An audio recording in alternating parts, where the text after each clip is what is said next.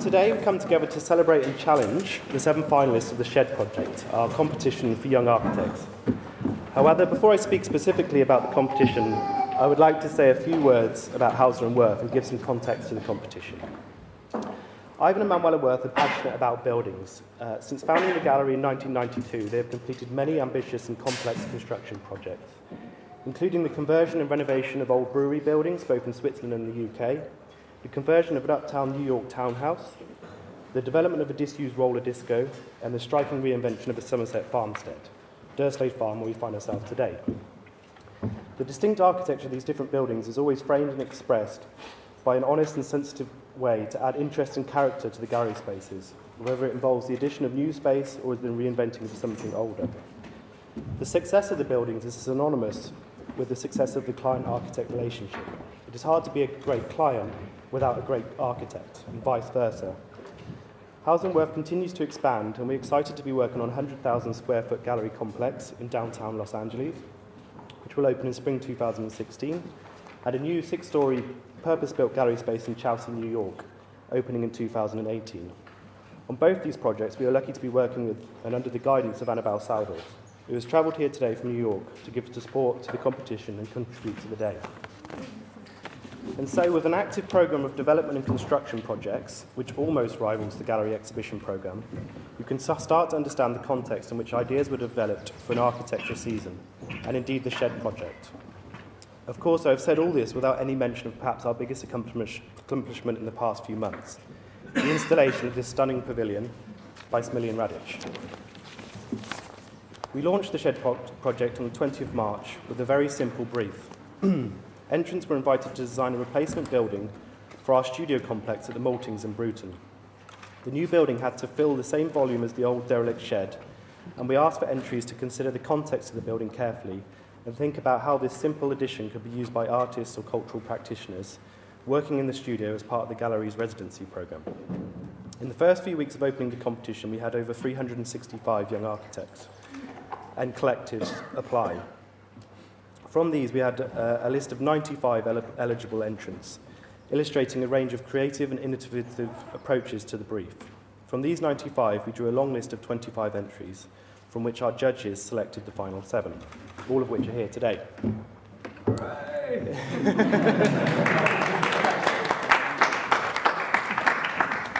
We were completely blown away by the response to the competition and the quality of the applicants. We would like to thank all the architects that submitted a proposal for their hard work and everybody who has contributed to make the project a success. It has been a very difficult competition to judge. However, one of the crucial criteria for us when assessing the entries was buildability. We always wanted the winning entry to be realised and not just a paper project. We set a budget for the competition at the outset of £25,000 and asked each applicant to submit a construction budget and schedule alongside the drawings. The finalists have therefore been judged not just on their creativity and drawing skills, but also their practical knowledge. This is a good juncture to introduce you to our judging panel, which curiously but consciously does not include any architects. We have Richard Wentworth. Richard has studied at Hornsey College of Art and the Royal College of Art, London, and he has had major solo presentations at many important institutions, including the Whitechapel Gallery, the Venice Biennale, Tate Liverpool, the Stedelijk Museum, and the Serpentine Gallery. Next, we have Justin McQuirk. Justin is a writer and curator based in London. He is the director of Strelka Press, the publishing arm of Strelka Institute in Moscow. He has been the design critic for The Guardian, the editor of Icon magazine, and the design consultant to Domas. In 2012, he was awarded the Golden Lion at the Venice Biennale of Architecture for an exhibition he curated with Urban Think Tank. His book, Radical Cities Across Latin America in Search of a New Architecture, is published by Verso. Then we have Neil Hophouse.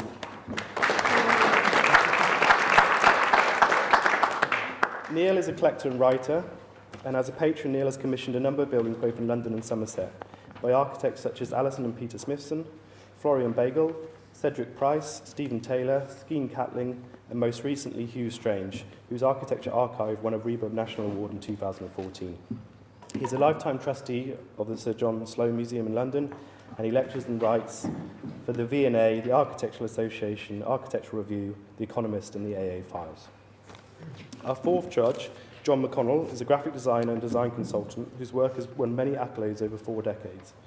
He joined Pentagram as a partner in 1974 and established himself in design management, working for many British companies, including Faber and Faber in 2000. And in 2005, he established his own studio, McConnell Design, where he works for a number of clients, including the National Portrait Gallery, the British Museum, and John Lewis Partnership.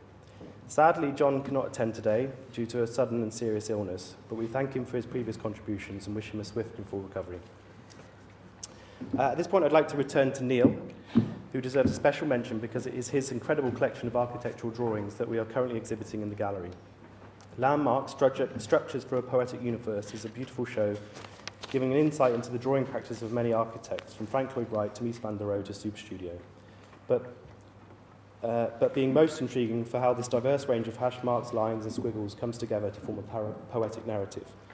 The show has been the backbone of the entire architecture season, and I'm almost certain that several of our finalists must have studied the drawings on an earlier visit to the gallery, as the poetic, playful quality has filtered through to the final submissions.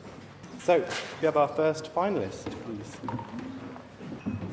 Hi everyone, I'm Will Sherlock. Thanks for coming. So, in developing my proposal for the new building, I began by looking at the context surrounding the existing shed structure.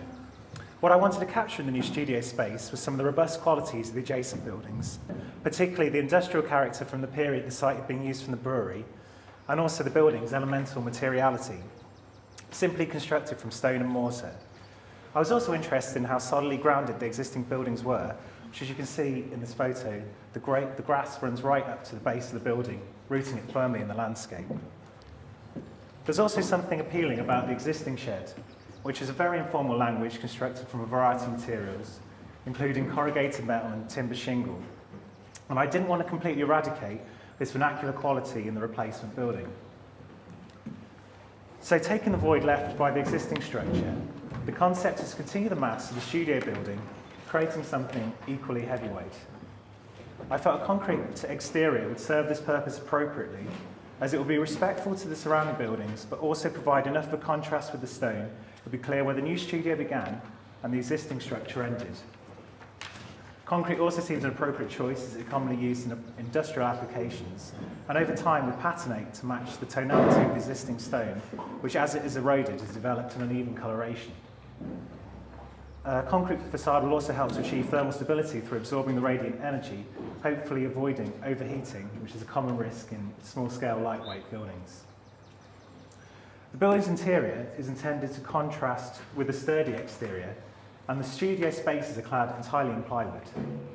This is to provide a warmer, soft, durable space at the heart of the building, and this choice of material takes its cues from the existing shed. A series of large openings are made within the concrete volume to allow the residents to appreciate the surrounding landscape. By making large floor-to-ceiling voids for the windows, the boundary between the interior and exterior becomes blurred, and as also highlighted on this diagram, is the potential for in a future phase to open up the building's elevation, extending the central studio space into the landscape. Between the concrete piers, a series of timber and glass elements are inserted.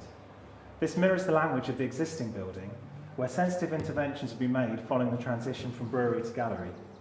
These interventions have not detracted from the building's original character, such as this arrow slit window from the red brick, and hopefully a continuation of this language is captured in the new shed.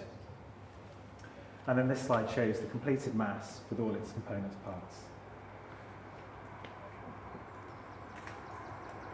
The exterior is composed of a series of concrete columns with timber, window and door inserts. The inserts are textured with timber fins, which at the base of the building is a denser pattern. A void of this timber pattern is imprinted on the concrete, adding a layer of filigree to the columns, and helps to soften the industrial aesthetic. Conceptually, the intention is for the timber battens and the windows and doors to be used in the formwork of the columns, reducing cost and avoiding wastage. The plan of the building is simple, closely following the footprint of the existing shed, and comprises of 2 rectilinear studio spaces. At the heart of the plan is the central studio, which is surrounded by storage concealing the building's surfaces, allowing for a pure exterior and interior volume to be achieved.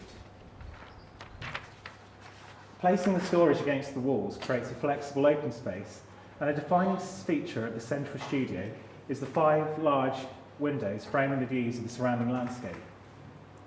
A predominant concept was to create a workspace which could be inhabited in a number of ways, either by a single user or a number of users working collaboratively. So in the 5 niches between the cupboards, a series of plywood desks are concealed in the reveals. And if a single user is creating a work, the desk remains stowed, maximising light into the building. But if a number of users are working collaboratively, the desk can be folded down, providing private working areas. And this feature is also to allow the new shed to be used as a small classroom space when not being inhabited by a resident artist. So this elevation shows one of the typical large bay windows inserted between the concrete columns and hopefully demonstrates the complementary materiality of the stone and concrete. The denser and printed pattern at the base of the columns articulates the datum of the desk height, and to be respectful of the transition between the old and the new building, the junction is expressed as a soft timber insert.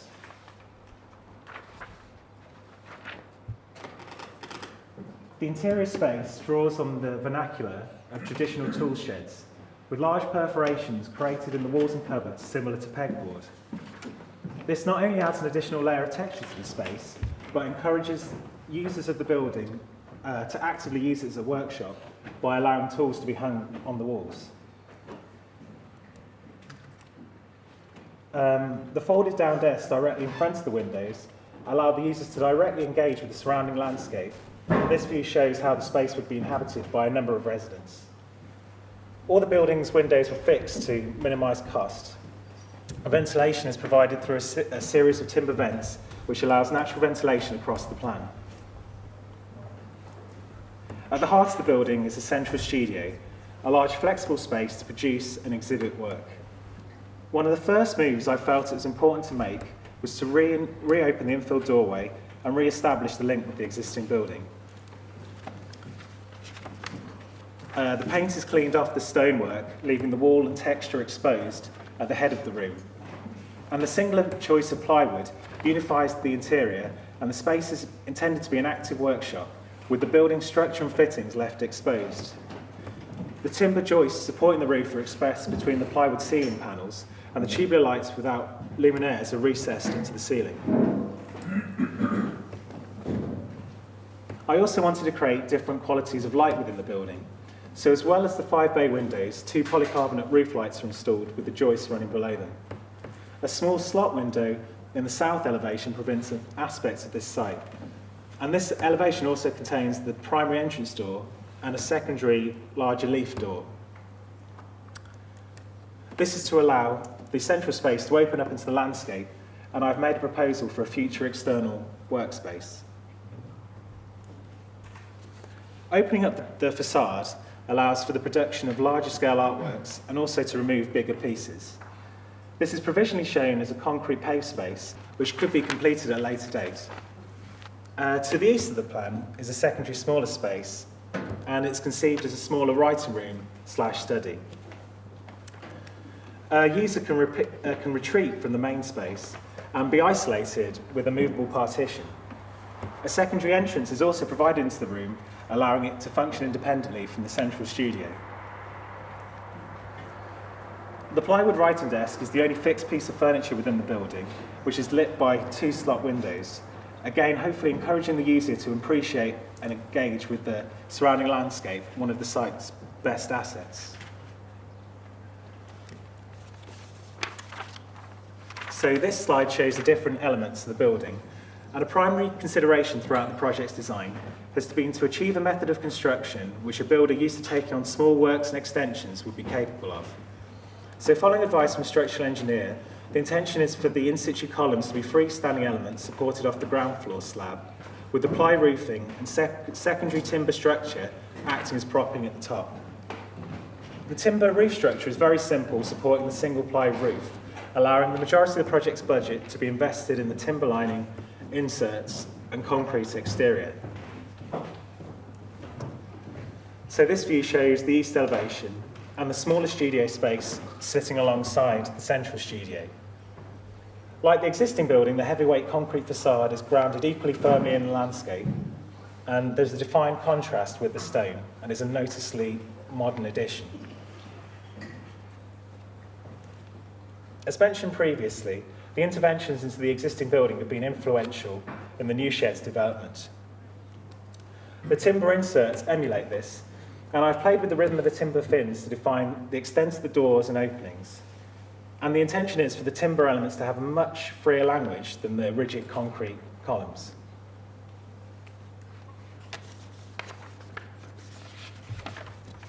So these are some preliminary concrete studies I carried out to test the relief and the timber imprints using different types of batten. And although these are incredibly crude, they kind of give an indication of the delicacy of the concrete facade that could be achieved. And as all the columns would be cast in situ, they would have this, not as serious as this, but a series of flaws, as opposed to the precision of precasting, which I think would also add to the building's character. I just wanted to finish with a few slides again, showing the new building in context, and hopefully demonstrating my intention of creating a building which has a sensitive but progressive relationship with the existing building and landscape. So thanks for listening.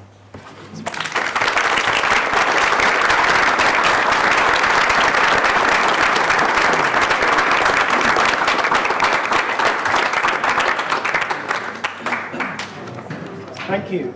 We take the first question from our judges. If somebody's got a question. How confident can you be about the building cost?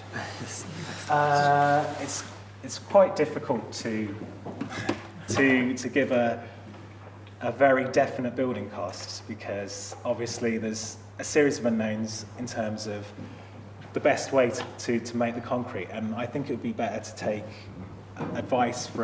more detailed advice from a structural engineer, an actual small-scale contractor. But I have seen this kind of thing done for smaller extensions, and in situ cast concrete on this scale is also achievable. So I don't know. I think it'd be good to speak to a number of people to see what other costs could be. But I think there's ways that the cost could be reduced in the future. Obviously, I mean, this is more probably a question for Ed, but you're not trying to reach any environmental standard, or for the planners, perhaps. Expect a question for me. No, I don't think so. I think when we came up with the brief, I think the brief was open enough that actually the building didn't necessarily have to be an enclosed structure. It could have been an open structure. So I think it's for each of the proposals really to consider what they think is necessary. I mean, as it's concrete, there's ways of using recycled aggregates and things, but also you've got to think about the durability of this building that it's aiming to achieve. It's supposed to be as equally heavyweight and grounded as these buildings, which have lasted a long time and have been successfully refurbished. And that's what you've got to think of. Let's kind of think of the long term for the building. Can I pursue that point? I mean, there's agricultural concrete, yeah. So I really like your little tests, and I can hear you swearing at the battens getting caught and all the rest of it. I just wonder if perhaps is there some leeway to this sense. You speak as if you expect certain kinds of precision throughout, and I wonder if you'd let go of some of that. Yeah, I mean, it shouldn't be a perfect, obviously not a perfect concrete facade, but even agricultural concrete now, even with its imperfections, still achieves an amazing quality.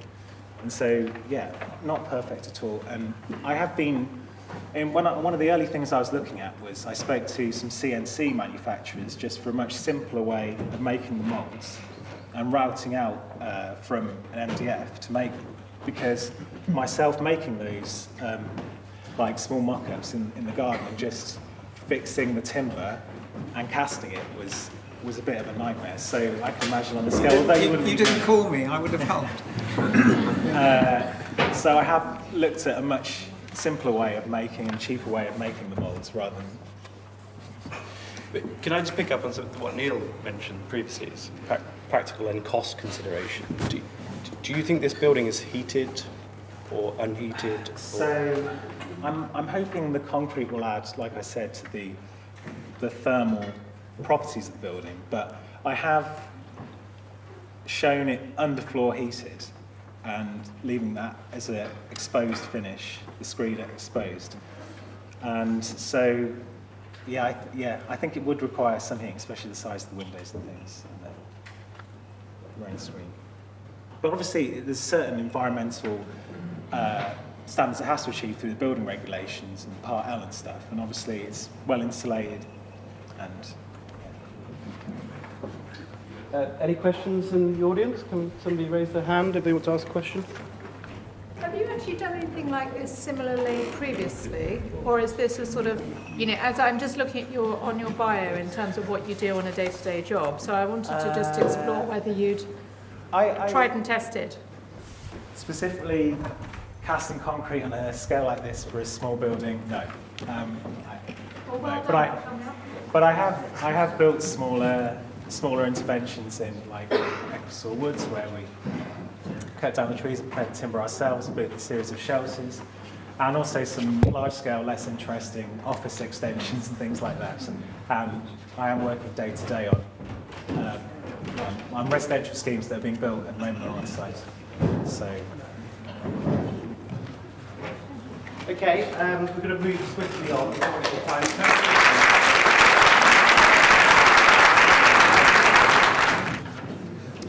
Okay, well, good afternoon. My name is Rhys Nicholas. I'm a recently qualified architect, currently working for Gluck & Smith Architects in London, and I've been leading our submission for the Shed project together with my teammates Charlotte Madgwick and Timothy Tan, and also Mark McAvoy, who's a quantity surveyor from Stockdale. Thank you very much for giving us the opportunity to present our vision of the Shed to you today. We're very excited to be here. The structure of the presentation will be touching on the concept and our interpretation of the brief and moving into the details of the proposal that has been costed within the allocated budget. From the start, we were very conscious of the level of care and support that Hauser Wirth offer to their artists and artists' endeavours, and Hauser Wirth's desire to create a space that motivated creativity and creative work. And we've looked at a whole host of precedents that have done just that over the years. The first Dylan Thomas writing shed that overlooks the Taff estuary in South Wales and Episcopal Larne, and a series of Boffy projects that are scattered across the Scottish Highlands. Both, and the Boffy projects host an artist in residence series. Both spaces have a kind of simplistic nature to them, and also a certain level of charm, and really allow for the artist in residence to project their personality onto the space. Dylan Thomas obviously inhabiting the spaces between the structure and the interior, and views that look out over to the Taff estuary. And we didn't really want to produce a space that was prescribed. We wanted to produce a space that was varied and versatile and that could generate a whole host of activities and experiences, whether it be a space for sneezing next to a picture window, a space for writing or drawing, or an external contemplative space. So a very versatile and varied space. And we really wanted to make the new structure distinct from the host Maltings building, really celebrating the Maltings building as it is. And we've achieved this by introducing a new external space that both binds and integrates the two structures within the garden. And this space, as I say, is a contemplative space that's sheltered. We visit it sheltered with tall grasses, and it really sets the tone of the arrival. There's a degree of separation moving from the workspace of the Maltings and into this garden retreat space. And as you can see on the site plan, you have the Maltings building here, our new proposal for the structure, and you can see the outline of the former shed structure. And we're really proposing a new independent figure, a new independent presence within the landscape.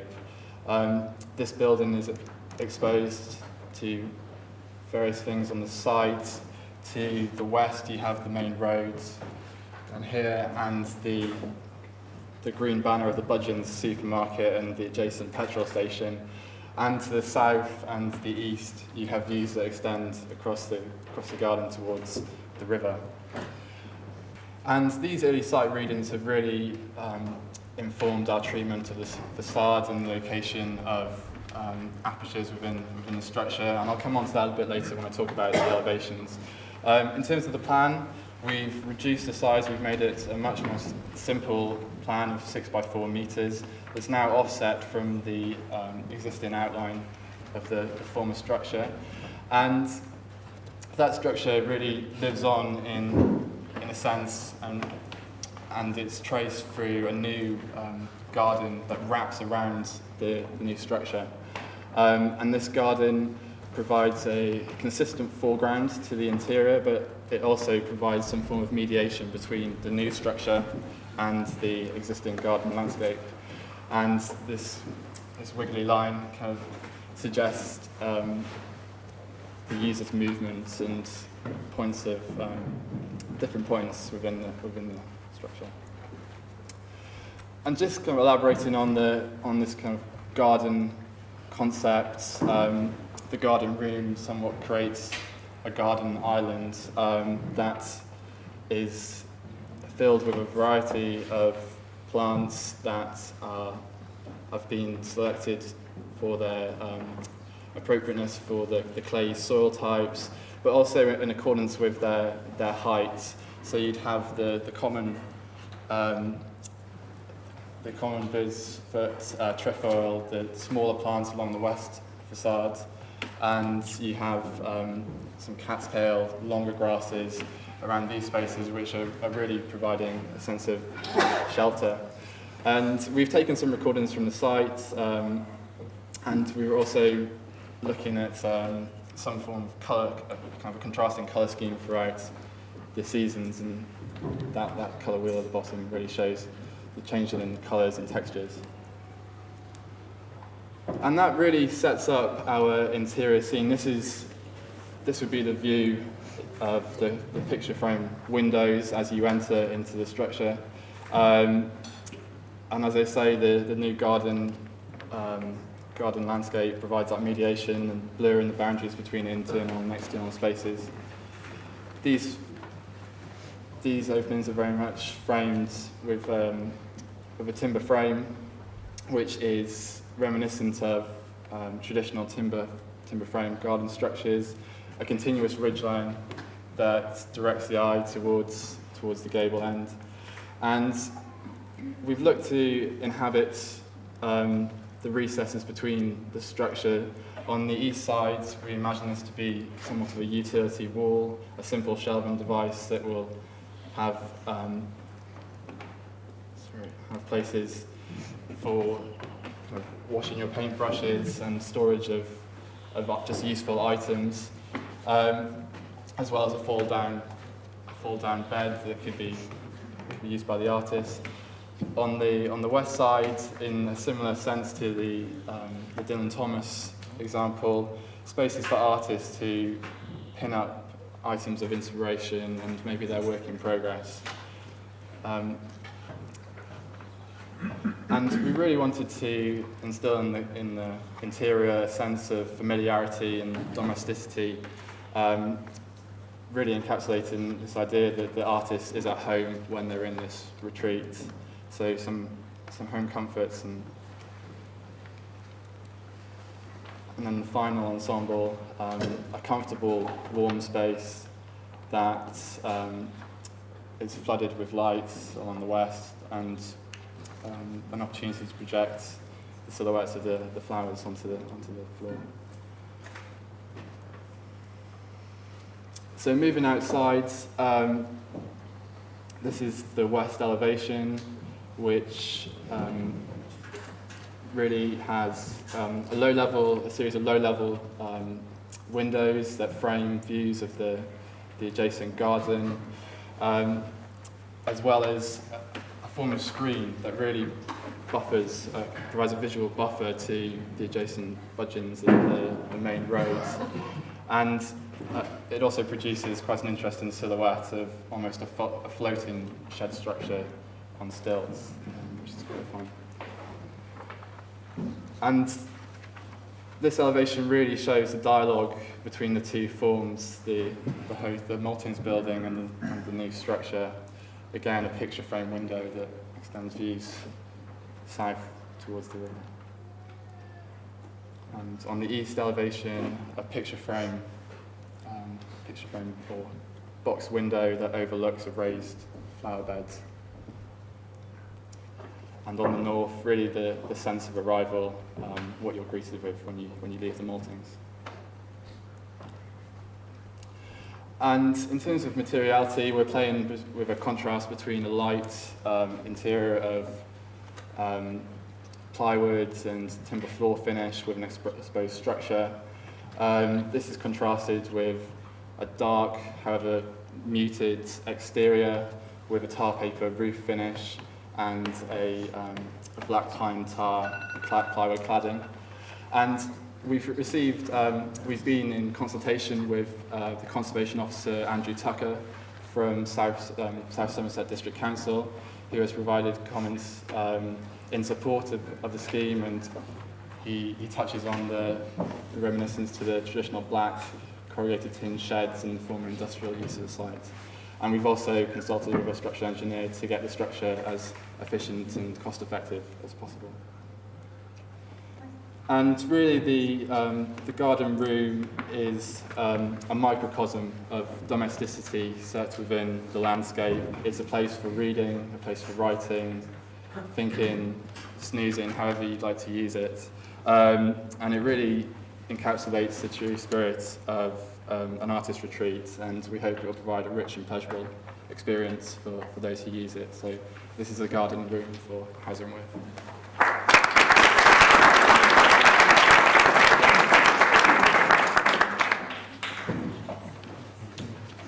Questions, judges? Have you talked? I'm impressed you went to see Mr. Conservation, but did you go and talk to Mr. or Mrs. Joyner? Mr. and Mrs. Joyner. Yeah, people who assemble pieces of timber. We have spoken to a timber frame specialist company. The boss or the fingertips? I think both. I think the boss, the lead timber frame designer of a nearby timber frame company, who actually provided comments on and suggestions as to the best solution for the structure. Hands raised, please. Yes, hi. I'm wondering about the painted timber, which species it is, and about the maintenance and whether you want it to kind of, is it something which you want to kind of merge into the landscape over time? I'm just wondering about the precision of that element. Oh, the exterior cladding? Yeah. In terms of species, we're suggesting a high quality plywood that has a nice grain to it, that you can really read the quality of the timber. And the tar paper is a very traditional form of waterproofing roofs. It's used throughout rural buildings. And we hope that the two would be a low maintenance solution as well as a low cost solution, and will really provide a kind of distinguished aesthetic as you read it in the landscape. Just on that point, I'm interested in, Andrew mentions that it's reminiscent of old corrugated tin buildings, and actually the visuals remind me very much of that.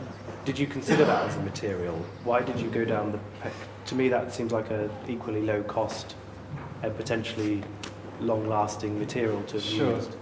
Sure. I think we always had timber in mind as an organic material that really, I think it was about the kind of organic composition. It's mostly all timber, timber structure, timber joinery. However, yeah, I mean, a tin cladding could have been used. Can I have one last? Debbie, you look so frightening. No, you've got actually 2 minutes. Okay. So you can have 1 minute. One. It's a sort of connected thing, which is that corrugated comes with its own calibration. And somebody on these drawings has put down what used to be called crazy paving. Could you tell us a bit about that? That's a form of calibration. Crazy paving on. Did I not see in your little in your gap space? It's The quite. space I know here? you haven't got the best light, but Okay. tell us about that as a surface. Forget what I just said. Just describe that surface. Okay. I have to admit we haven't. This was very much just a kind of textual suggestion as to what it would be. We haven't specified a certain type of pavement, but obviously, you know, it has its qualities in terms of being. It's not carpet in the toilet. That's all. That's good. I get it. Okay. Okay. Thank you. Thank you very much.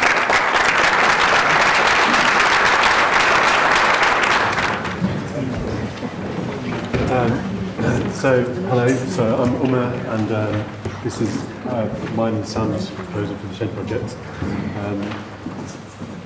So we'll go straight to start. So our starting point for the project was actually the original shed. We liked lots of things about it, the sort of pragmatism of the way that it was built, the way that it looks like it's been added to and taken away from over time and adapted to suit season, and quite sort of simple construction methodology. And that sort of took us to looking at just simple agricultural and rural sheds that you see a lot of in this area, and we saw hundreds on the way on the train as we came down. So that's our starting point really, and we sort of developed a proposal based on those ideas. So looking at how we might inhabit the existing volume of the shed, use a similar sort of shape and form to create something new, but use similar types of materials that you use in agricultural sheds and use the existing shed, but in a much more refined way to create a more interesting sort of composition. So this is our site plan. The red dotted line is the outline of the existing building. You can see that we've sort of taken a plan and pretty much sort of body snatched the existing building and just sort of plonked our proposal within that. And I'll just go through the plans quickly. So the ground floor plan, it's really simple. We've organised the building along a 600mm grid to sort of go with traditional sort of sheet type material, so it becomes a much more straightforward thing to build, I suppose, in some respects. There are two main entrances. There's a sort of translucent facade on the south end, which forms the main entrance to the site, and then also a sort of concealed entrance at the north end. And those two spaces also help define a sort of new outdoor terrace. The building itself is a really simple, it's a really simple box essentially, with a roof line at upper floor level to sort of create a sort of comfortable environment to work in. This is the proposal that stands out. So as you can see, like, we were really inspired by the existing shed, so we've mimicked the volume quite clearly. We've suggested that you might reclaim the shingles and reuse this in part of the cladding, which is why there's a change in surface. But also started to look at how we might play with the way the building's built to sort of create opportunities for interesting views and experiences internally, and also the way that people inside and outside might engage with the interior spaces. So, you know, there's shifting levels of windows and, you know, paved facade at the end. And so, to that end, we've got a building with three very distinct facades, and those facades are reflected sort of internally and also in the way that the external space is treated. So, the east facade, which is the rear, is the back of the building, and that's sort of that, and that's in essence the roof sort of coming down and meeting the ground to form a single surface, which is a simple crinkly tin type of material that harks back to a lot of the sheds. Internally, that is then just lined out as a simple sort of white wall space to allow people to use it as a functional working wall with the top light from the roof light. As you sort of move around the building, the south facade, which orientates towards the river and the sort of countryside in general, is much more translucent. So it's sort of gives obscure views, so it allows for sort of more interesting sort of experience internally, but then externally it feels the same as well, and you get this relationship where you start to see how the building's put together because of the translucency of the material.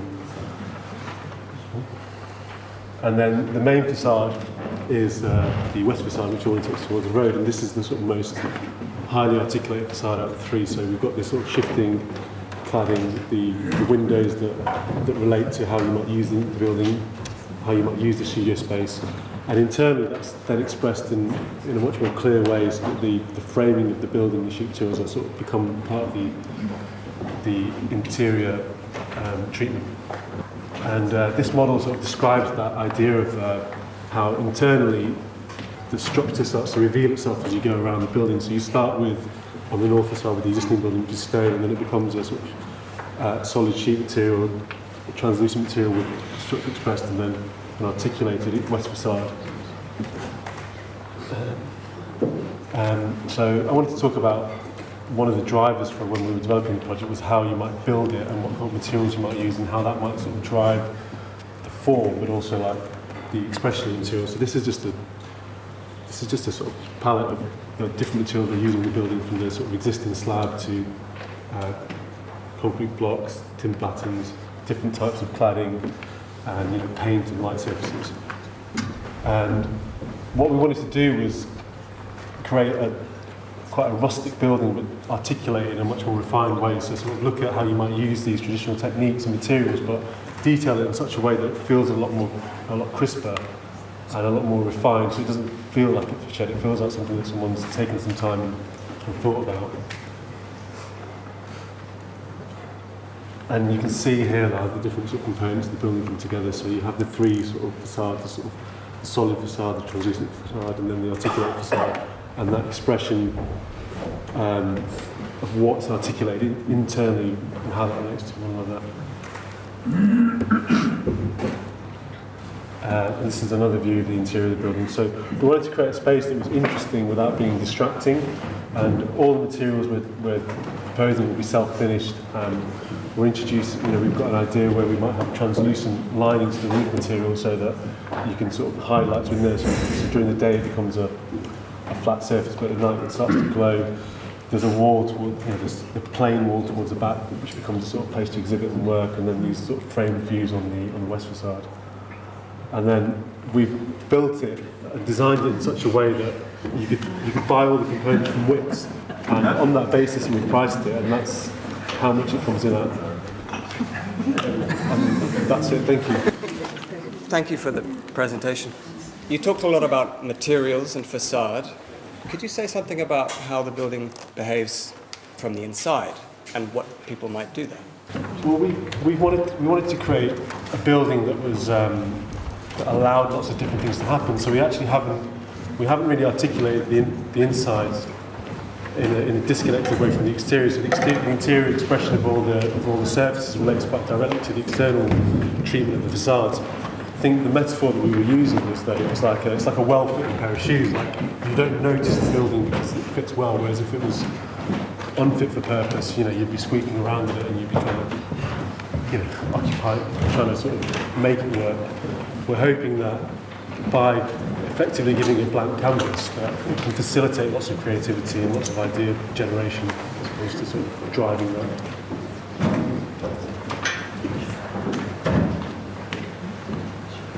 Keeping warm? Yeah, we imagined it as a warm garage, so potentially it's not heated, but there is some scope in the budget to include some kind of wood burner perhaps. We've allowed for insulation in sort of two of the facades because we're looking at sort of a metal sheet material which might get quite warm or uncomfortable, so we've allowed for insulating those facades. But there is scope for it sort of adapting if it needs to become a heated space in the future, or being slightly modified at this stage to become a more generally heated space. Do Wix know they've been quoted? No, then they can become your friend. Yeah. That headline figure of, what was it, £14,625, does that include the labour to build it? Yeah, it does. Yeah, it allows for a build programme of about 4 weeks with 2 men on site. So if it wanted to be done quicker, that would obviously up the cost slightly, a bit more. generally it would be a little bit cheap as well. But if it became if there was a full insulation strategy,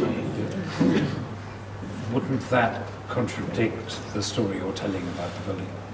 I mean, it looks like a garage, but it actually isn't.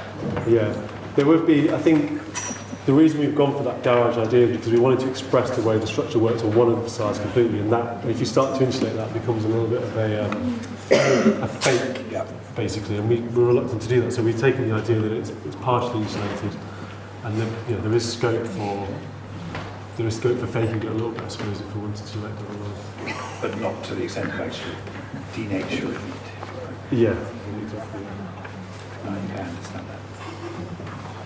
I love the way you've used really simple materials. I'm not totally convinced about the reuse of the shingles or the slates. Did you think about reusing more of the old shed? We did think about it, yeah, and then we rejected it quite quickly just because we don't know the quality and the condition, and just talking to a couple of contractors, they just felt that in terms of cost, potentially refurbishing the windows, for example, might be more expensive than having new windows, so we've rejected that. But there is, it's kind of a working, this is not the final proposal, I suppose. There is scope for things like that to come back in if we do push forward with this going forward in the future. You refer to the exposure of the structure internally, but was that more an expression of pattern rather than structure? Because it's considerably over-braced. I mean, for example, you could have saved on your 14,000 by leaving out a considerable amount of that timber work. Yeah, we wouldn't save that much because the timber's quite cheap. So, it was a conscious decision to make a pattern out of the structure, express it. I mean, you do have to have, battens and bracing. We just thought the thing that might elevate this beyond a simple shed would be... So the pattern was really more important than the exposure of the structure? They rely on each other to work properly, I think. Which was more important? It's like asking which is your favourite child.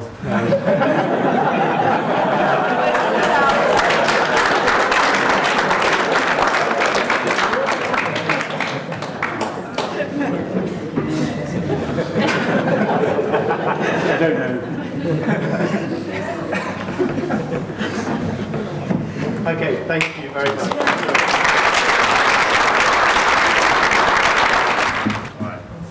Good afternoon, everybody. My name is George, and my partners in crime are Holly Barker, Colleen O'Boyle, and Nick Keane, and we're a team of 4. And our project is the Lightbox. Just to introduce you to the site, we actually visited the site twice. Didn't just come back once, but twice. And following that site visit, what we felt was important was not only the lighting levels of the site and where the shed is actually located. So you've got northern light coming from the blue arrows, southern light coming from here, but also what was going on in terms of views around the site. What we felt was important to the artists internally would be the views coming out to the east side. However, on the west side, as was touched on before, we do have a Budgeons, a Chinese takeaway, and a main thoroughfare just going down this way to the town. But although we thought that it was important to look this way, we know that coming from Somerset and Wiltshire, respectively, 2 members, that Hauser Wirth site is very important to everybody. Everyone takes an interest in it. And the one thing we didn't want to do was completely mask off that side of the facade. We wanted to open it up, make it animated, make it interesting, and sort of entice people in to the area. This is the main road. This is the views to the town. This is our harvest map. Our aspiration was to provide a proposal which would be sustainable as possible. We felt that locally sourcing materials and labour was important and integral to the success of this ambition. The harvest map provides an indicative locator of where we would source materials and local labour and use existing materials and how we can use new ones to be supplied to the site to help reduce build costs and also the environmental footprint of the build. Now, the materials that we chose are essentially, they come down to a few key concepts: cost, lightweight, versatility, robustness, the attributes that we think are important, but also that they are locally sourced. Having looking at costs and understanding how to build a project, Timber was up there as a major attribute and a material that we would need to use. Polycarbonate. Now we've looked at this for its cost, but also it allows a diffused light into the space, which we felt was important when working with artisan work. So a simple palette of lightweight materials on a strong concrete, a very strong base, a foundation, a grounding which grounds this project into the site. And an EDPM roof. So the design principles for the shed proposal is to provide a modern interpretation of a traditional outbuilding. Located within a conservation area, we felt by adopting the existing rhythm, height and footprint, we are sympathetic to the existing structures, whilst enabling a new vernacular to the site to be formed. The portable timber box is a response to the existing lean-to, which we see in the site photos. Essentially, we enjoyed the existing fenestration of what was already there, provided a character and a simple structure, and felt it was worth developing as a concept.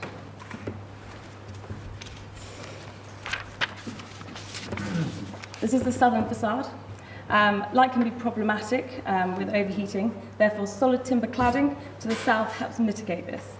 The plywood will eventually weather over time to a silver grey, blending in with the landscape. Internally, a solid wall provides a full height joinery piece, important for storage on the other side internally. This elevation is important. It shows the relationship between the building and the landscape, and also between the public and private areas for the artist. So the distinction is we have a private garden to the east, which shows you the views out to the Somerset Hills. And on the west side, we've tried to entice people to come close to the building, but without any full glazed items. You can't quite see in there. You see a glimpse. You understand there's something going on in there, and you're enticed and you want to see what's happening. However, it's very private and respectful to what's going on inside. The eastern elevation shows a more secluded area. The large pivot door allows you to bring large-scale works in and out, and also it provides a space for the, which we'll come on to later, is a portable timber room, which can be wheeled outdoors for remote working. Oh, you'll see that soon. This is the only area we've actually used glass as glazing. On the other side, in the western side, which we'll come to, we've used polycarbonate. But this is where we've used our little bit of glass for that light, the early morning light, and also the views out into the landscape. And this is our western facade. This is the facade most of the public will actually engage with. So it's very important. So the primary concept is to allow the local community to visually engage and connect with the artists and residents, yet to retain a sense of mystery as to what works are going on inside, to be revealed later at a date stipulated by the residents, giving back to the public at every level. This is achieved by providing a translucent facade of polycarbonate and timber, facing the main thoroughfare, as we've mentioned before, to the west. Round earth walls provide the thermal mass that is much needed in a lightweight structure, and also to provide noise reduction to the road and a privacy. Architecturally, the proposal provides active frontage without compromising on privacy and facilitating a space of quiet escape and reflection.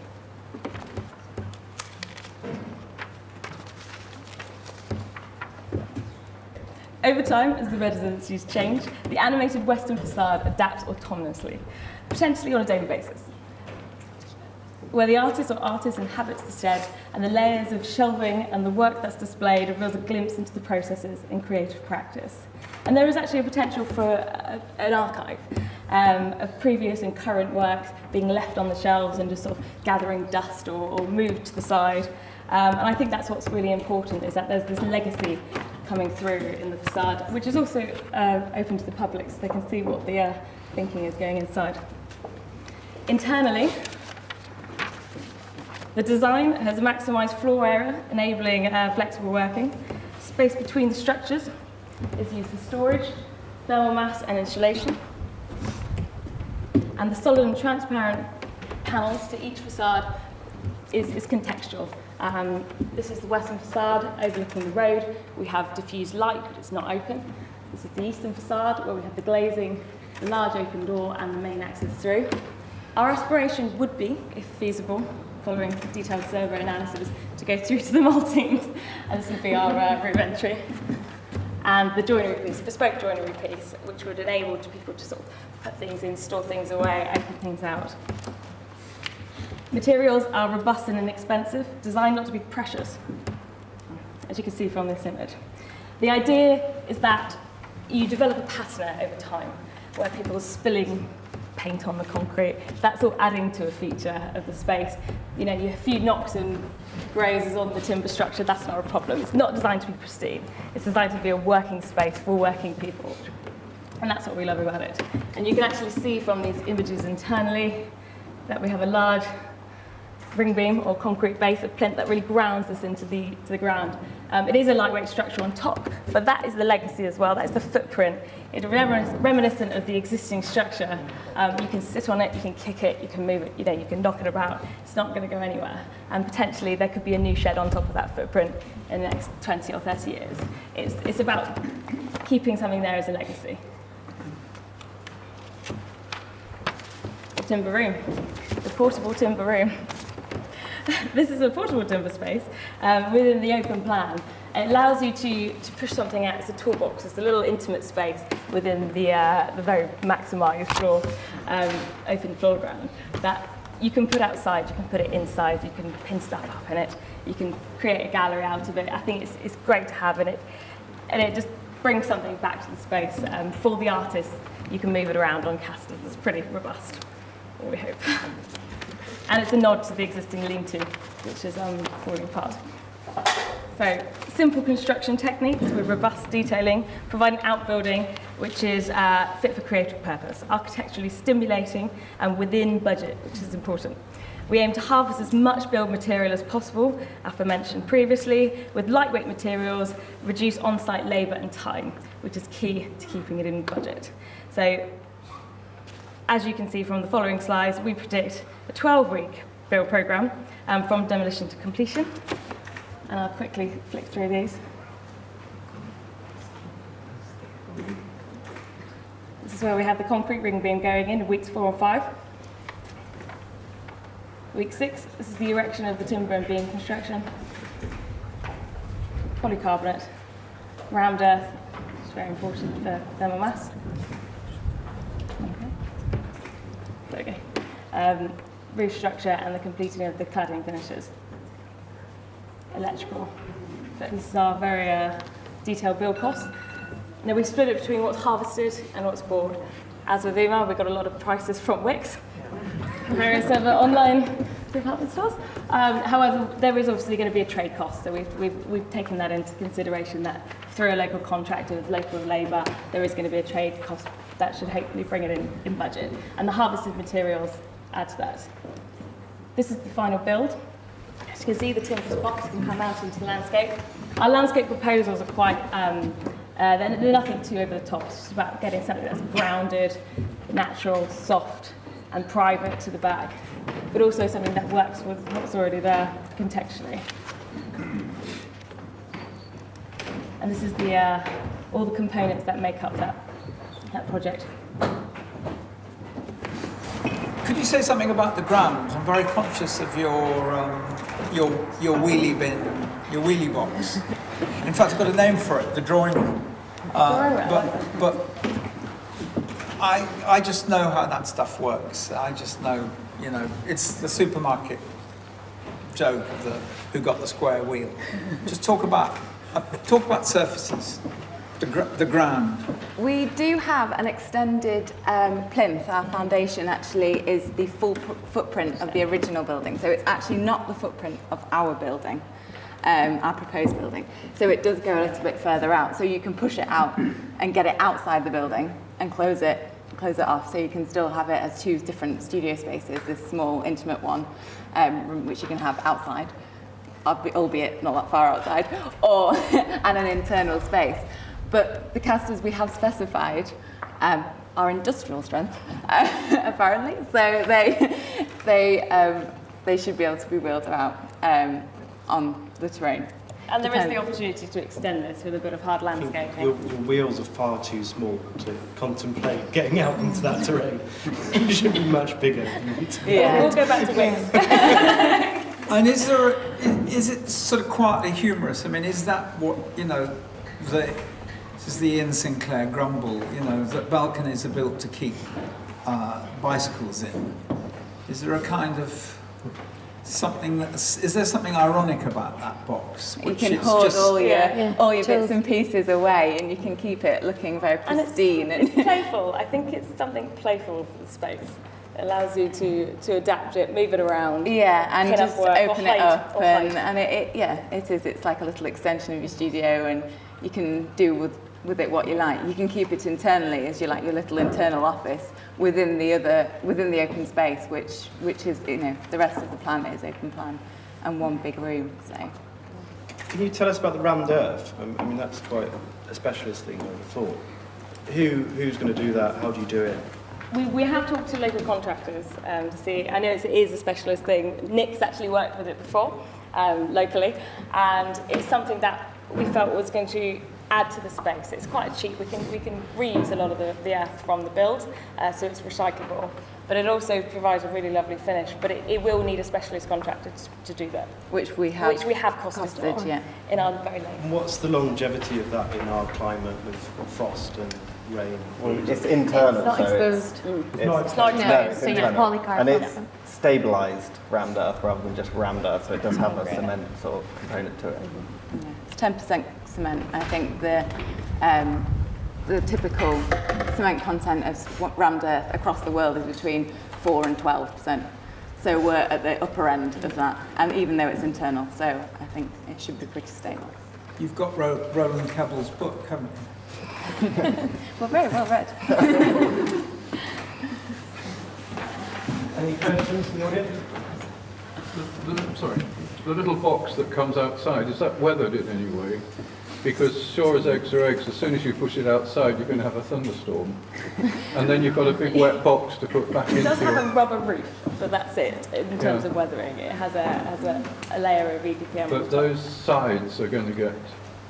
I think that's part of it, though. It will weather and it will silver, and that's sort of, it's meant to do that. As George mentioned, we've got the concrete plinth. That's the legacy of our project, and in 20 years, 30 years' time, there might be another group of young architects that want to have a go at this, that have got a plinth, and they want to do something within our footprint.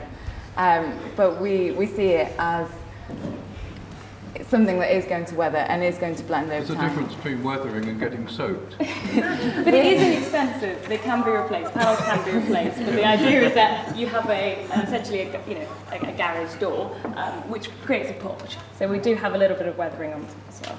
But all of those are very inexpensive for the timber. It can be replaced if there's any issues with it. Quite cheaply. It has a little polycarb roof light as well, so it's not actually open. It's a roof. Thank you very much.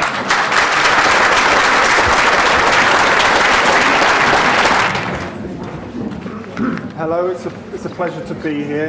I'm Sam, and I'll begin the presentation. And this is Alex and Tom, who will be joining me for questions in a moment. The name of the project we've given for our proposal for the new shed is the Garden Rooms.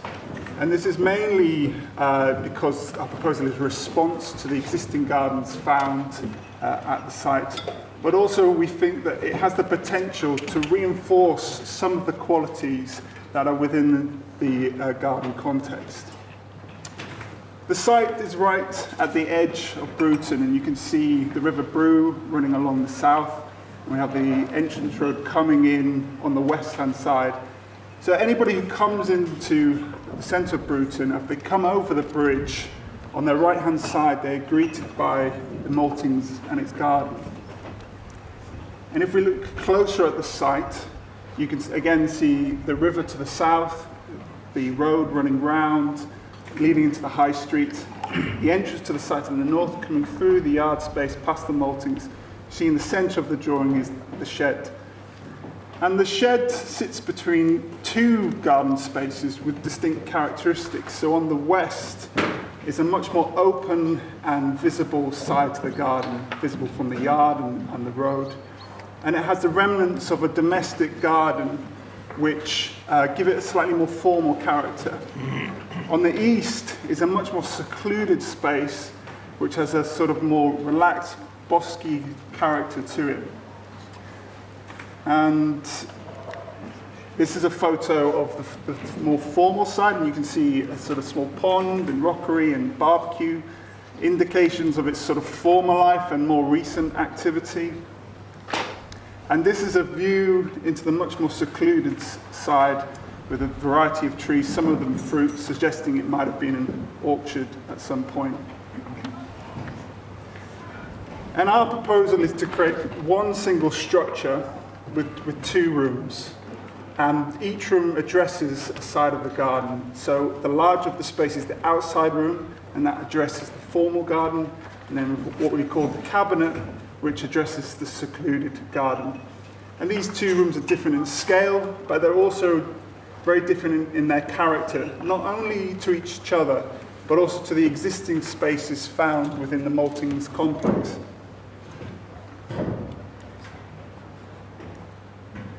And again, when we started the project, we thought about the appeal of the shed space and why there's often this association with creativity and thinking. And we also came across, thought of Dylan Thomas's writing shed in Larne, South Wales, where he created some of his best work in the last few years of his life. I think the first thing to remark is actually a very simple structure. In fact, there's not really any architecture to it. But what we thought was that there is an enjoyment and perhaps a relief from a very simple structure. The other thing to remark is the location, and it's situated looking over the Taff Estuary. And there's something very inspirational about leaving your everyday context to go to a very small space that looks over a large landscape. And with these things in mind, our first thought was also to separate the shed away from the Maltings. And this is the intention, again, to give it a distinction from the other spaces within the Maltings, and to make sure that you had to pass through the gardens to get to the shed. And what this creates is a space that forms a passage between the 2 garden spaces, and it's also a sort of threshold where the entrance into the 2 rooms is from. This is a view into the larger of the 2 spaces, what we've called the outside room. And you can see that it's a very simple structure. It's a roof and a roof light supported on timber beams and columns with timber slats as the cladding. And we think this is a space where more messy activities can take place, perhaps relating to the garden, but also ones that benefit from having good ventilation. And the cladding is really there to kind of provide a degree of privacy for whoever's working in this space. But you'll see that there's large gaps between the cladding, which allows the air to pass through. And we think, especially on a day like today, it's going to be a very enjoyable thing to be working out in the air. On the right-hand side, there's a number of shutters which open onto the formal side of the garden. This allows sort of views onto the garden and beyond to the road and in reverse. And we think that this garden space should continue to be the more open and perhaps public side of the garden. And we see the shed could act as like a pavilion for this garden, and perhaps take a supporting role in some events or activities that may take place in this side of the garden. On the other side, we've designed a very small and intimate space which looks out across the more secluded garden down to the river and beyond. And this space is a lined space. It has, to provide a little bit more refinement and comfort, it has a wood fibre insulation on the walls and ceiling, which could be left exposed, but in this case we're showing it with a very fine paper. There's a painted timber dado, which provides a ledge for objects to be placed. And we think this is a room for really just 1 or 2 people to meet and to either write or think or draw. And there's one table which is adjacent to a corner window which looks out across the garden, the secluded garden, down to the river. And although our proposal is not for any landscape works, we think potentially over time this garden could become more scenic, and perhaps with more trees planted or a meadow laid from the shed down to the river. As I said before, both rooms are within one structure, and the main material is larch, and we've chosen larch because It's an inexpensive material, it's available locally, and it's very well suited to this situation. And we've tried to layer the elevation to give it a kind of intriguing rhythm. We've almost turned the shed inside out. We feel that this gives it a kind of, almost like a woven expression for the elevation. We've tried to use standard components, but thought very carefully about how these elements come together in a kind of sort of enjoyable way. And this is a mock-up we made at 1-to-1, looking at the connection between a column and a beam and the cladding.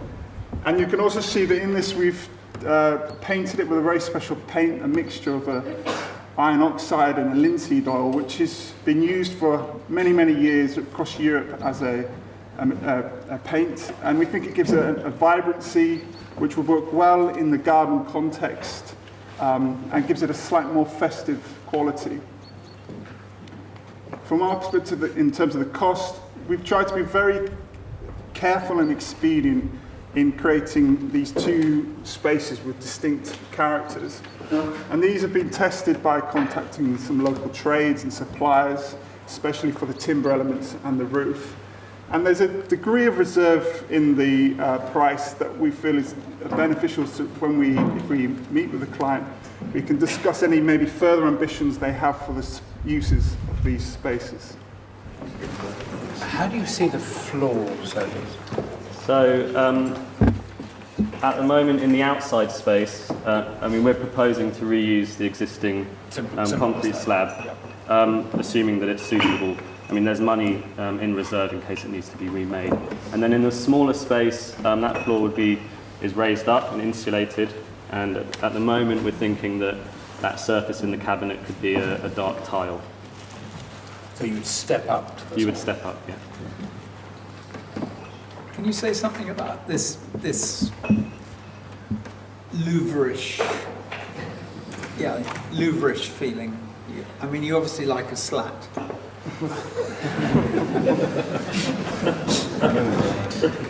I think that we were trying to see how much we could reduce down that outside space, and we thought that it would be important to have a degree of privacy. That's why we've added the slats. But we felt that actually the kind of rhythm of it, the kind of slight transparency of the structure is something that actually is a benefit, especially viewed from afar. Gives it a sort of intrigue, a lightness. The distance between slats does vary on different elevations. For instance, the one facing the more secluded garden space to the east, they're quite tight together, and there's some shelves that could be built in along that wall that you might have seen in the model shots.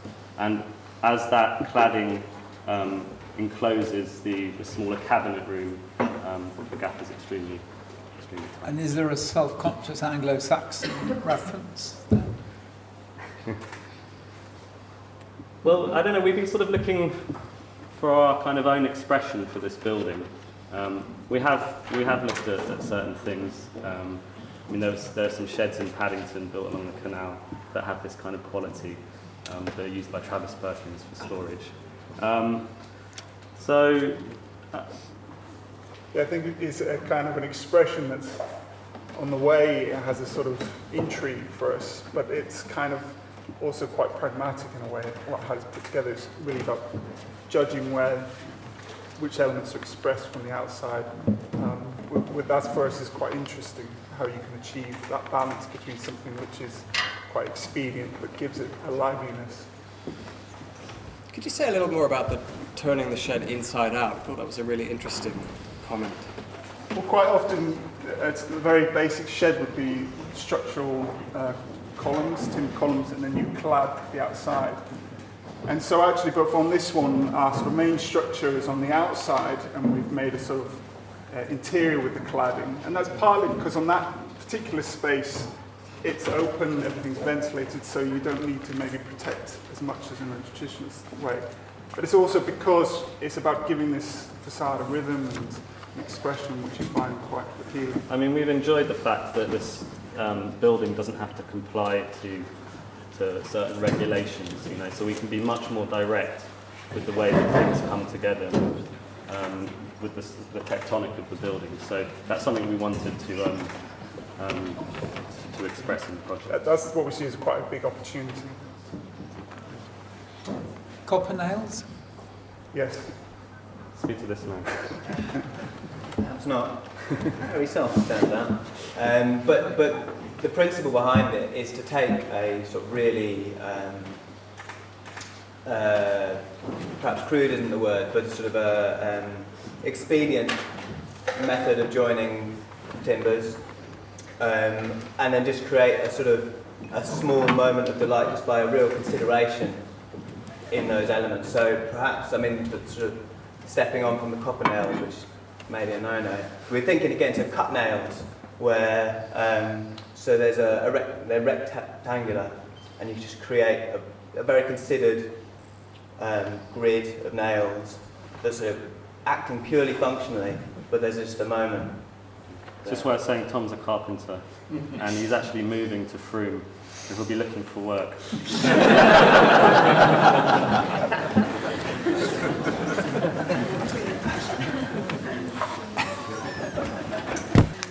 Anybody else with a question? I was just wondering, in the outside room, where you've got the slats, whether there also seem to be conventional window forms. And I'm just wondering whether there was a thought that, given that it seemed to be about 50% open anyway, whether there was actually a need for a conventional window in a room that you were creating that way. Well, we did think about that issue, but what we thought was, in some instances, someone may actually quite enjoy opening up the shutters and having this view out while they're working there, and also about this opportunity that when perhaps an event takes place in the garden, that those could be opened out and the space of the shed utilised in some way. So it was a kind of giving an option about how the degree of privacy perhaps within that shed, and that's why we created one single roof light, which was just to allow a little bit more lighting, but give a little bit of control. But I presume those aren't windows that are actually glazed. No. Open to the wall. They're like shutters. They're shutters. Okay. Good afternoon. I'm Hyun-suk, partner of SAGHS from South Korea. And then now my co-partner Gong will make a presentation. Hi. In the shed, we are not only put our gardening tools, but ourselves. We are sitting in the shed and drinking a cup of tea, or idling the time, or reading a book. This is a great way to enjoy the nature, and you can sense the nature. The space is not entirely closed, but you can feel the nature outside, just like this place. We found that is the amazing way to enjoy the nature. So we wanted to keep those kind of amazing way to appreciate the nature as a way to creating something.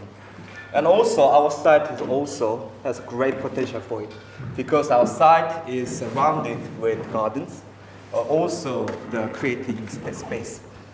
But right now it is sort of the blocking everything. So what we wanted to propose was a big porous room, which is defined with shelves, and people can go and out freely. So the shed we are going to make is that the nature and the human and the creativity are mixed with in the same place. We human beings are Homo faber, who is destined to use the tool to control the nature. And also we are the Homo ludens who want to play with it. So sometimes when you play with a tool, we create something very special. So the room we are talking about is the creating space, a resting space, and even space that is surrounded with tools. So when the artists work in the clouded room in the studio, they can go into this Homo faber room, which is mixed with the tools and the nature at the same time. So while they are working inside of the shed, this is not only inside of shed, but also you are inside of the whole nature. So as you can find, there is a gap underneath the shelves. And that is the gap is 1.2 meter. That is very controlled height. So when you enter the spaces, you feel like it is a space inside. But when they are sitting, so they are more engaged with the outside. So when you're resting, you are more engaged with outside. Because the floor is open, so it gives a great opportunity. You can use the space more creatively. For example, maybe you can stretch out the table outside, and you can park a wheelbarrow everywhere you want. And even the dog can, cut across the place. So maybe the dog size view, the space looks like this. And in the single, so this is the what we are expecting, how it looks, the shed is. Under the single roof, we'll have shelves that is full of the tool and a single open space. And also we have, at the corner of our shed, we have an ear-shaped wall that is structurally supporting the shed structure. The wall is 1.4 meter, sprouting from the ground. It has brushed metal finish outside and the reflective metal finishes inside. So it gives a very abstract feeling of nature inside. So when designers, artists working and inside of this small garden in patio, they can meditate. In Asia, meditate is something that you pause before you act. And this structure follows one single simple joinery system, as you can see in the diagram. So this joinery will eventually make a whole structure that is floating, woven timber structure that is floating from the ground. The structural model looks like this, that has a roof and the shelves and the columns working together against the gravity. So inside you also can see how the elements are put together inside. So I used to find that the floating mass is wrapped with this brushed stainless steel facade. The facade is they are simply put and by hammered, so it will reveal the identity, leaving the shape of the shelves, and we consider this is a way to reveal the identity of the Homo faber's room with its very attractive and distinctive feature. So it's also the way to show the craftsmanship by hammering with the tools, like some instrument. When they make an instrument, they're using the tools to make it sophisticated surface. So we did a visual markup test for it. So we tried a different technique, how it looks and how it function in the outside, in the environment. So we eventually put these things in the nature. So it suddenly imbue the nature and reflecting the colors of the nature, and this is sort of the mingle of the human craftsmanship and the nature. So eventually, when we put all the crafted facade all together, we will show how it looks in the landscape.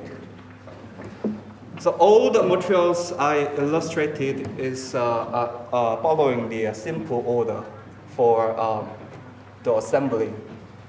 We wanted to keep it very simple to make it. So the building eventually looks like this very open space because all the studios are already crowded, but because we wanted to give a very special feeling for it. Of course, we wanted to making those building very porous to outside, but special occasions, just like some frosty Christmas time, you want to hold a small party. You also can put materials like these curtains, so you can throw a party inside. Give a warm feeling inside as well. Did I hear you correctly? Did you describe the solid wall as ear-shaped? Yes. Can you talk about that? Is there a significance to that? Not really. We follow the shape from the existing footprint, and also we want to put the end as a structural way to supporting the boxes. So we had to put the very even place, and also we wanted to play with the curvature, and that because the curvature makes some reflective effect. So we tried a lot for making those theater shape. So the shape is critical to the stabilizing role of the structure, and you don't get enough support off the adjacent building. We had 4 other columns for yes. This side doesn't have a column, only the supported wall. And also because of this wall, there is no column from the entrance of Maltings building, so that the people can be more free without column, and then just there is the space where you can in. And the little semicircular, there's a little semicircular topped window or opening? Yes. Just that surprised. Tell me about that. This is we call it cutie. Right. So everything is rectangular, but when you enter some place very special, so we want to give some sort of the different shape when you enter, and then this really go well with the shape of the ear shape as well. And is it? Am I right to call it semicircular? It's arch. It's an arch. Well, an arch shaped. Yeah, arch shaped. Okay. And on this materiality thing, I want to start a one-man competition to prevent stainless steel being used anywhere. That's not a competition; it's a campaign. Because as it got cheaper, it starts to appear everywhere, and nearly always I go up to it and I go wrong. So you might be right, and when you were describing it, I was thinking, oh, you're going to bully the stainless steel. So I was thinking, you're on my side. You're hitting the stainless steel. But to be less silly, are there other materials you would consider? I mean, the zincs, the other.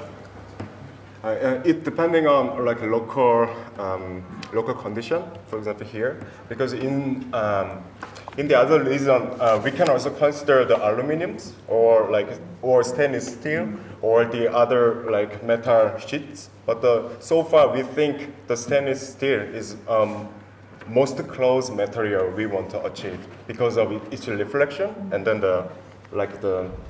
its easyability to make the shape by hammering. And also, it can stand the weather condition better than the other materials. If you were going to use your pavilion yourself, would you use a chair or would you sit on the floor?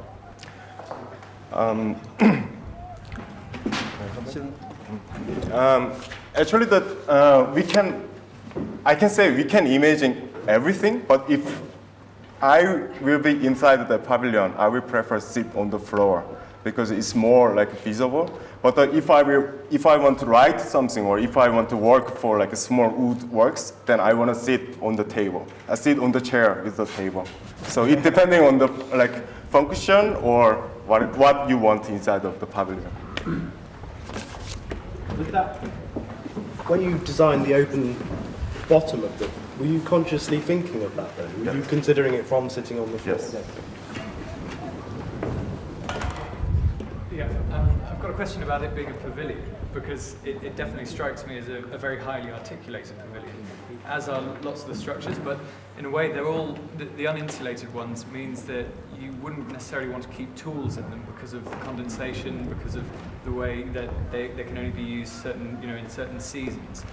And I'm just wondering, about the kind of the nature of it as a pavilion as opposed to a workshop, and even in terms of storing materials like timber, the humidity in the winter means that the humidity would change in the timber, so things move. And I'm interested about the types of work that you would use and whether it would be very seasonal, and what would happen if you retrofitted it, because somebody might come and take away that articulation and try and insulate it to make it more practical, but then it could be lost, lost the beauty of it. So I hope not somebody will articulate it, but it is a shed. So there was the essence of shed. Shed is not the place that is clouded for me, of course. This is a great place because it doesn't have a clouding, so that gives a specialty to this building that is distinguished from the studio. We already have a studio that is cladded, you can work inside. But the space is something you enter that have a very different, and you can get a freshness and some maybe made a creativity out of it. You refer to the curtaining for use to enclose it for parties or whatever, but what about inclement weather?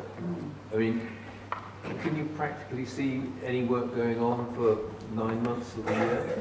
That is a temporary attachment if you really want to have a sort of party inside. But obviously in the storm season you don't want to throw a party outside, right? But you hadn't thought of some form of perhaps transparent material that could be pulled down to enclose the base area? I want to open how the people want to use it as, so they could find the proper material to use.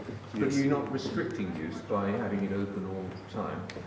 I can understand. I like the idea of having the solid and the openness, but from a practical point of view, I think it's all about how we will see this small building, because next to this small building we have enough wide space where inside you can work with wood or something, and we are seeing this small building is not the place that you will spend 1 or 2 hours for working, but you can do it in the summer or autumn, but also if during winter people can stay and then make the inspiration or have the rest very short time, surrounded with nature.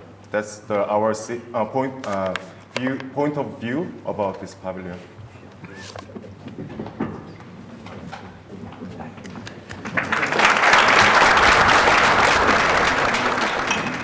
Hello, I'm Jonathan Shan. I'm an architect at Bell Deacons in London. I represent my shed.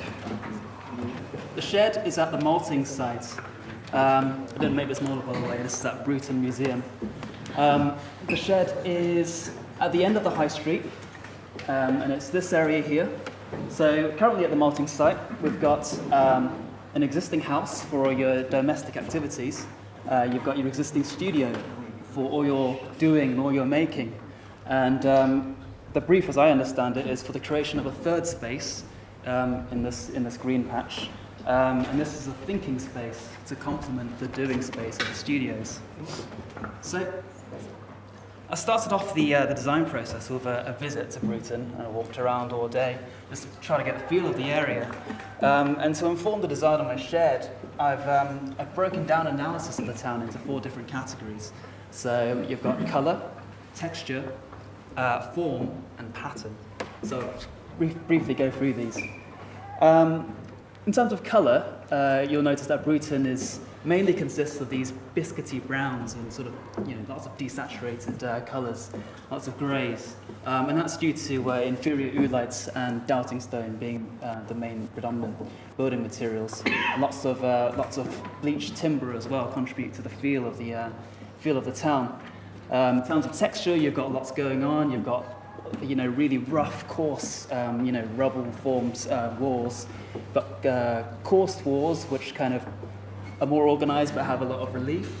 and then you've got lots of smooth timber. So what I like about all these is all the textures are representative of how these materials are made. In terms of the form, so Bruton has a medieval road layout that's been unchanged, and you've got lots of long strips of land. And basically, you've got lots of buildings that are trying to work really hard to fit onto these really irregular shaped sites. So you see lots of canted facades, lots of canted walls, lots of, sort of splayed angles, lots of sort of lean-tos, and all this sort of, you get quite chaotic forms in Bruton. In terms of pattern, I've noticed that you get this recurring motif of the repetitive vertical. So in riveted doors, in the buttresses that you see along Silver Lane, and balconies and such. So all of this is kind of fed into the design of my shed. So here we have the site. There are two sides to the site, in my opinion. There's the east side, which is the garden. It's kind of private, lovely. And then you've got the other side, the western side, which is Coal Road, and beyond it you've got the Budgeons and Texaco Garage. So for my proposal, I've decided to engage more with the eastern side. So a quick panorama of the site to show you what it looks like from the shed. The point of this slide is to show you kind of particularly attractive areas of the garden that I've wanted to focus on, and this determines how the building opens out and speaks to its landscape. So the concept that driving the form are two grids. One grid is derived from the geometry of the existing building, and then the second grid, highlighted in green, is a slightly rotated grid that's orientated to provide sort of optimum connection with the garden, I find. So the form is basically how these two grids are mediated. So this is me just playing around with how these two forms come together. Basically, what you've got is a sort of dual pitch roof that cranks, and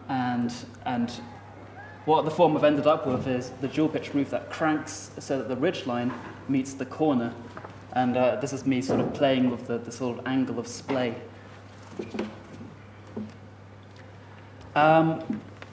So there are two parts to the shed here. You've got the studio space, which is roughly 4.5 meters by 3.5 meters. So it feels like a sort of small domestic living room. And it opens out onto the garden. It has a sort of strong connection. You open the sliding doors and the garden sort of floods in. So this space is removed from the existing shed, from the existing building, by a lobby space, which is kind of like an intermediate space, which provides a kind of sense of removal as you sort of enter before you come into your space of calm.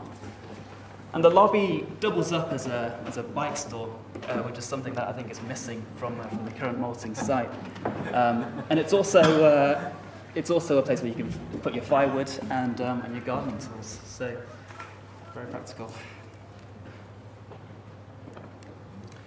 So here, this sheet of the roof plan and the elevations gives you an idea of the form of the building. You can see on the west elevations the road side.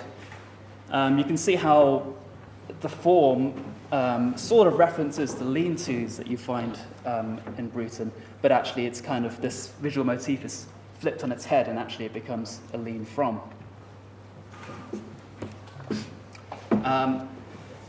So that's a view from the garden on the public side.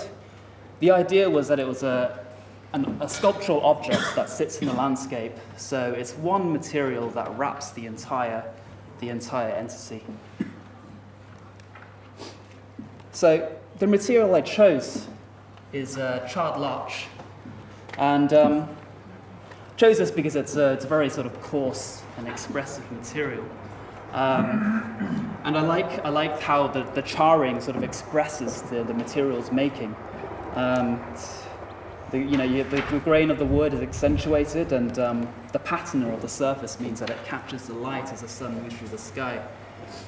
Also, charring it sort of creates a layer of carbon, which protects the wood against moss and rot. A few sections.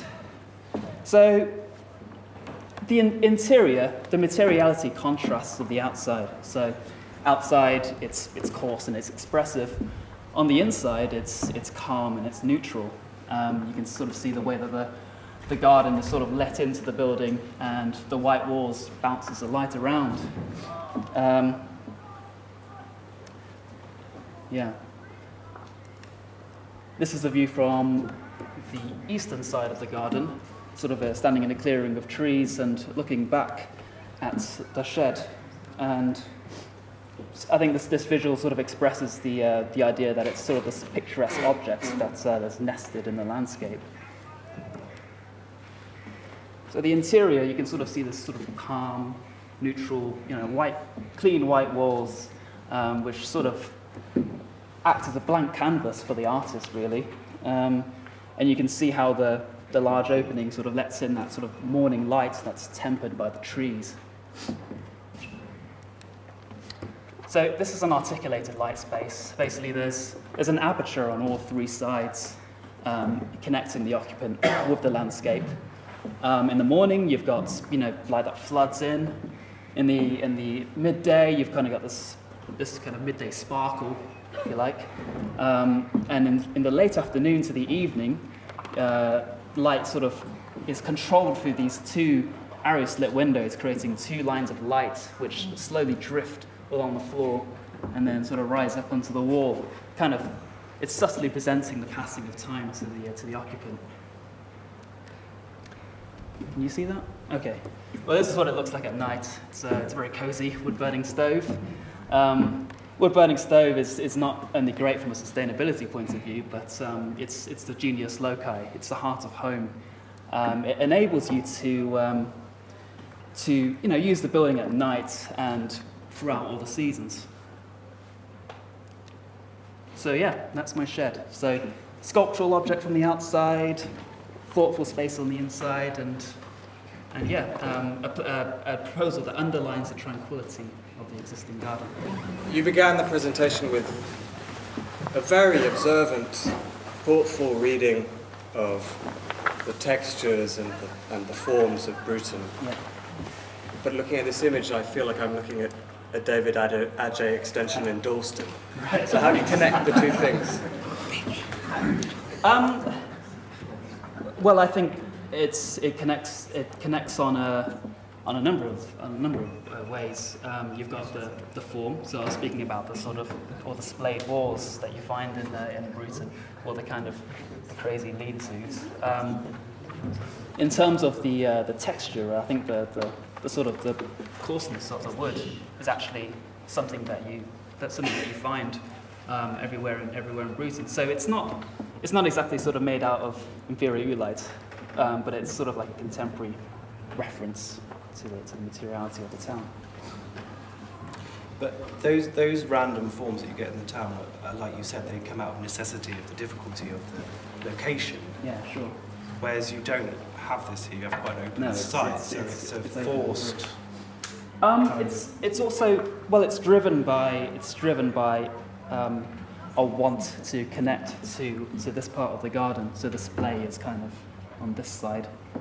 So it is sort of driven by necessity in a way, I find. When you were making it, what were you most annoyed about not being able to do? What's that thing where you do something and then you kind of go, oh. In terms of how to actually construct it? You can answer the question how you like. Okay. I'm pretty happy with it.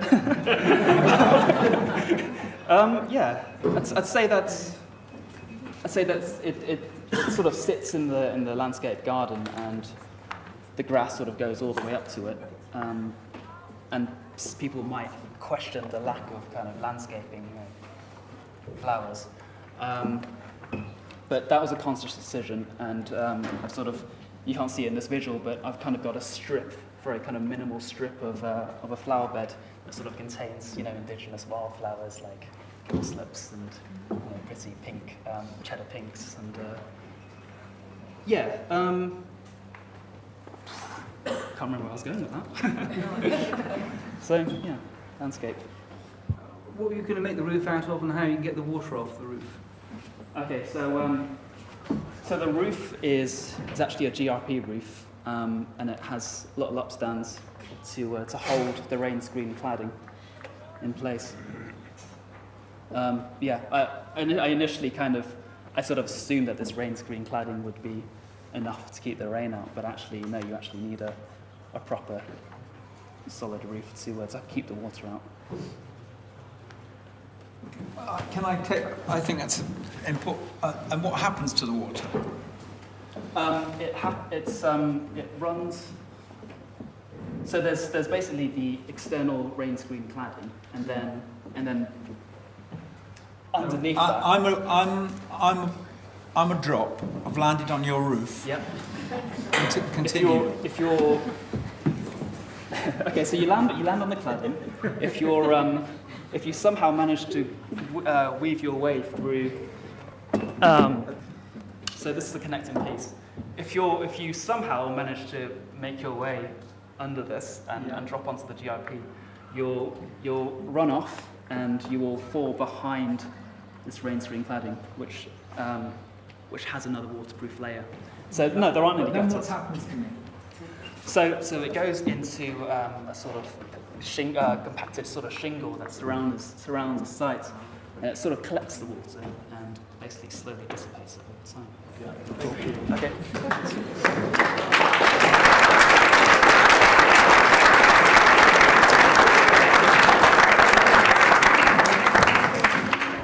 If we could just thank all the finalists again. I mean, it's fantastic. I think we've seen 7 very different buildings. I think as judges, it's now a very difficult job for us to actually go through all of these and pick a winner. I think the last question was very well answered by Jonathan, and it seems we didn't ask anybody else, and actually, I don't know if any of them included gutters. I think you answered that very well, and it was a bit unfair. Alice is just going to tell us a little bit about the rest of the day. I hope you'll all stay around. We're going to announce the winner in here at 4:30, so come back about 4:15. There'll be some tea in here, and do come back. There's time now to go and get some lunch, to have a look at the exhibitions.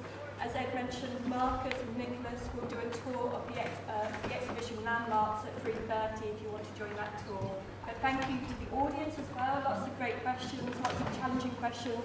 Thank you to Ed, Richard, Justin and Neil for being great judges. And to